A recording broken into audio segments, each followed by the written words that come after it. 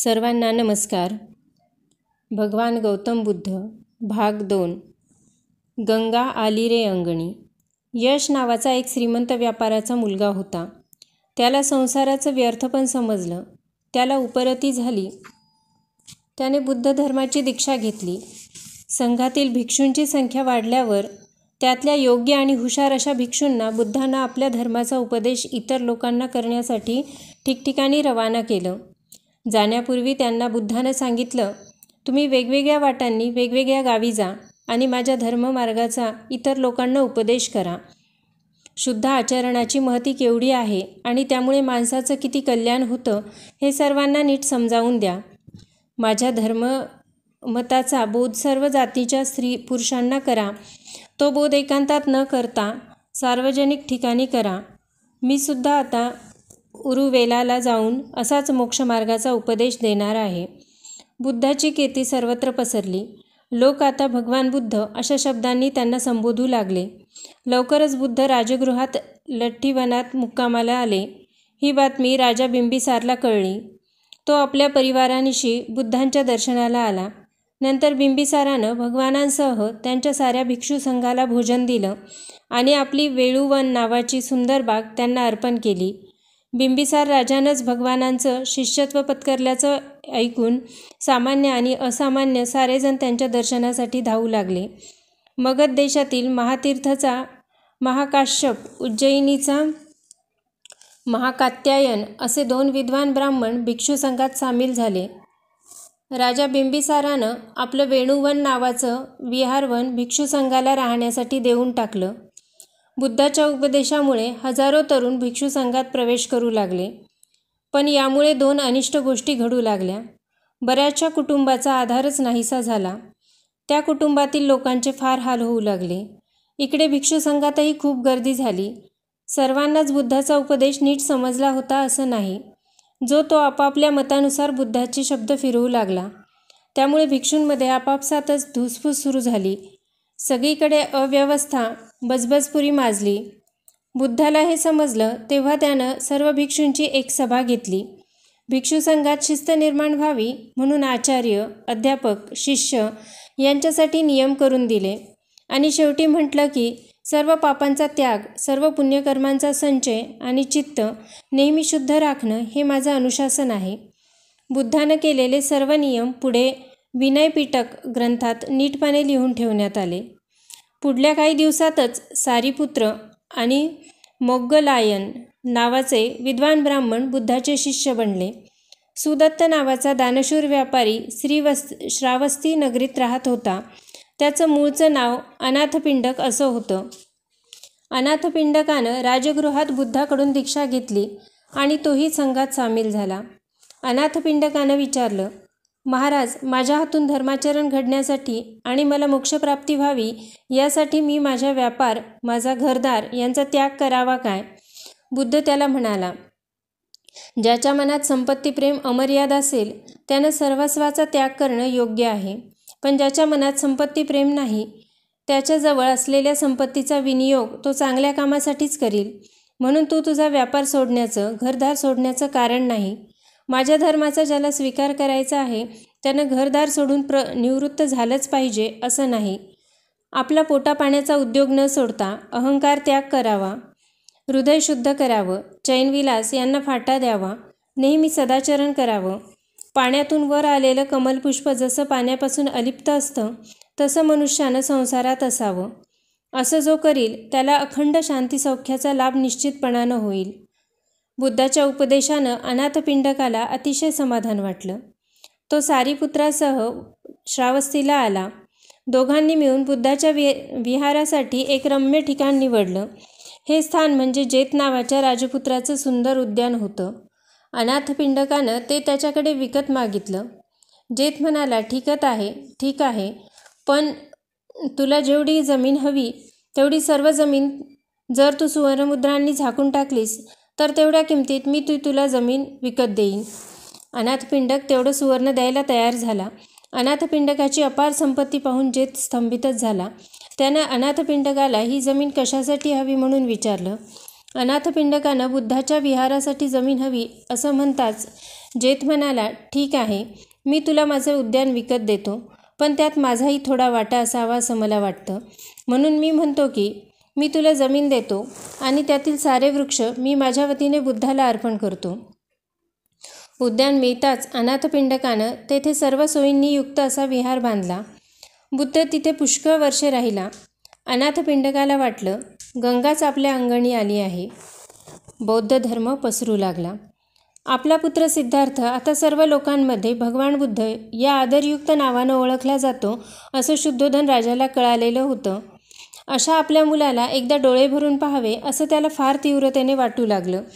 शुद्धोधन आता 95-96 वर्षाचा अगदी पिकलं पान झालेला होता. त्यानं कालउदाई नावाच्या आपल्या मित्राला बुद्धाकडे पाठविलं.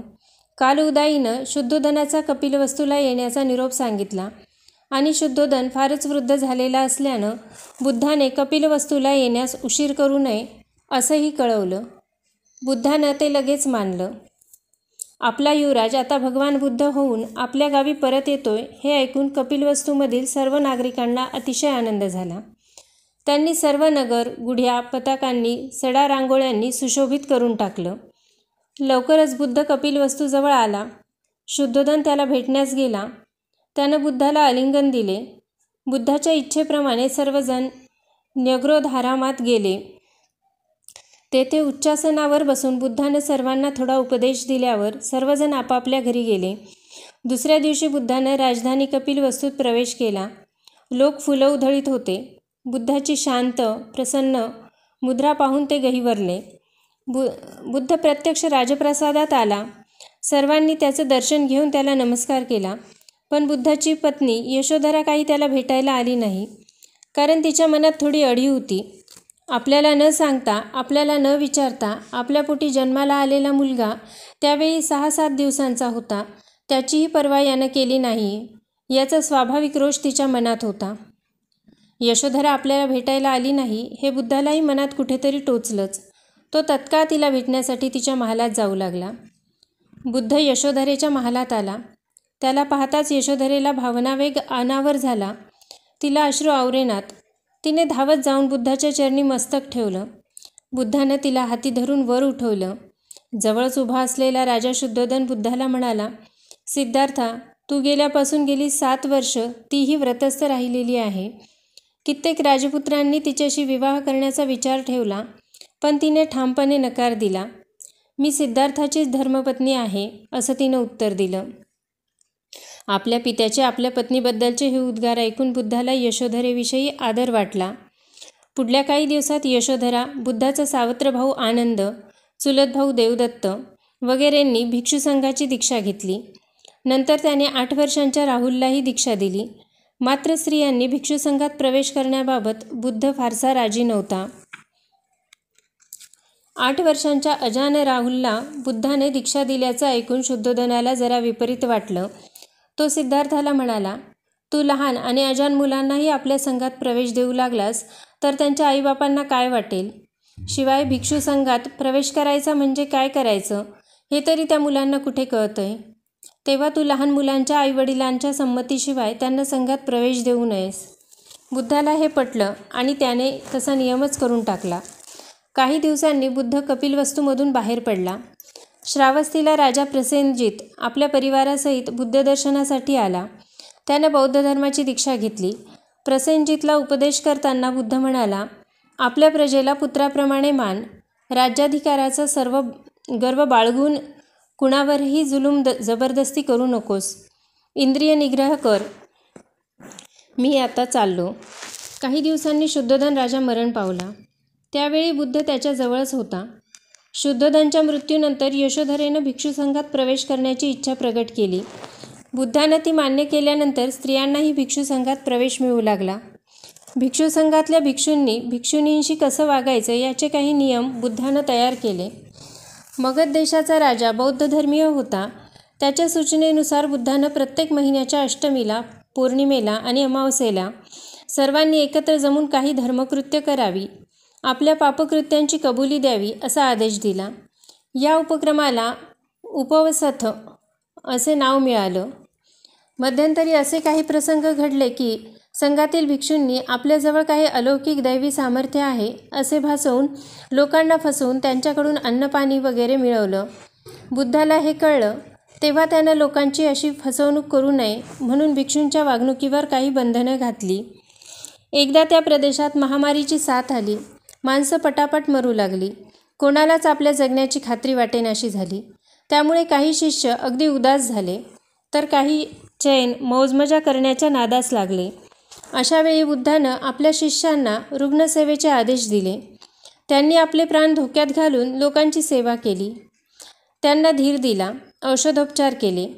बौद्ध धर्माची दीक्षा घेतलेल्या भिक्षू तरुणांना उपदेश करताना बुद्ध म्हणाला, तुम्ही सत्संगात काळ घालवावा, नेहमी धर्मबोध श्रवण करावा, श्रुतधर्माचं मनन करून सत्यज्ञान प्राप्त करून घ्यावं, नेहमी नीतीनेच वागावं, अगदी प्राण जायची वेळ आली तरी भिक्षूनं प्राण्याची हत्या करू नये, कशाचाही अपहार करू नये.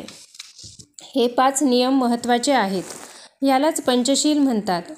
याशिवाय रात्री एक घासही अन्न खाऊ नये. फुलांच्या माळा, सुगंधी द्रव्य शरीराला लावू नयेत. मऊ अंथरुणावर न निजता चटईवर झोपावं. उपवासाचा दिवस पाळून संघाची सेवा करावी असंही बुद्धानं सांगितले. बुद्धाच्या तपश्चर्येच्या प्रारंभीच्या काळात त्यानं माराचा पराभव केल्यावर तो नैरंजगा नदीच्या काठावरच्या एका विशाल वटवृक्षाखाली बसला होता. तो अत्यंत भुकेला होता. योगायोगानं त्याचवेळी सुजाता नावाची एक गोपकन्या वटदेवतेचा नवस फेडण्यासाठी तिथे आली. बुद्धाला पाहून हा वनदेव आहे असं समजून तिनं त्यालाच आपल्या जवळील पायस अर्पण केलं. बुद्धानं ते भक्षण केलं. त्याला फार समाधान वाटलं. शाक्य आणि कोळी यांची राज्य एकमेकांना लागून होती. दोन्ही राज्यांच्या मधून रोहिणी नदी वाहत होती. एकदा दुष्काळ पडल्यानं रोहिणीचं पाणी खूपच आटलं. त्यामुळे शाक्य आणि कोळी यांच्यात तिच्या पाण्यावरून वाद माजला. वाढता वाढता प्रकरण लढाईवर आलं. एवढ्यात बुद्ध तेथे आले. चौकशी केल्यावर बुद्धाला लढाईचं कारण कळलं. त्यानं शाक्य आणि कोळी दोघांची समजूत घातली आणि दोघांनाही पटेल असं पाण्याचं वाटप करून रक्तपात तर टाळलाच, पण त्या दोघांमधील शत्रुत्वही संपविलं. बुद्धांचा पुत्र राहुल याने जरी दीक्षा घेतलेली होती तरी तो काहीसा उच्छृंखल वागणारा होता. म्हणून बुद्धानं त्याला एकदा उपदेश करताना म्हटलं, राहुल, एका पात्रातून पाणी आणून माझे पाय धु बरं. राहुलने पाय धुतल्यावर बुद्धानं त्याला विचारलं, या पात्रात उरलेलं पाणी पिण्याजोगं आहे का? राहुल नाही म्हणाला. त्यावर बुद्ध म्हणाला, यावरून तू तुझ्या स्थितीचा विचार कर. तू भिक्षू होऊनही आपल्या जिभेवर ताबा न ठेवल्यानं अपवित्र झाला आहेस. ठीक, आता या पात्रातलं पाणी फेकून दे. राहुलनं तसं केल्यावर बुद्ध म्हणाला, आता तरी हे पात्र स्वच्छ झालं का? राहुल नाही म्हणाला.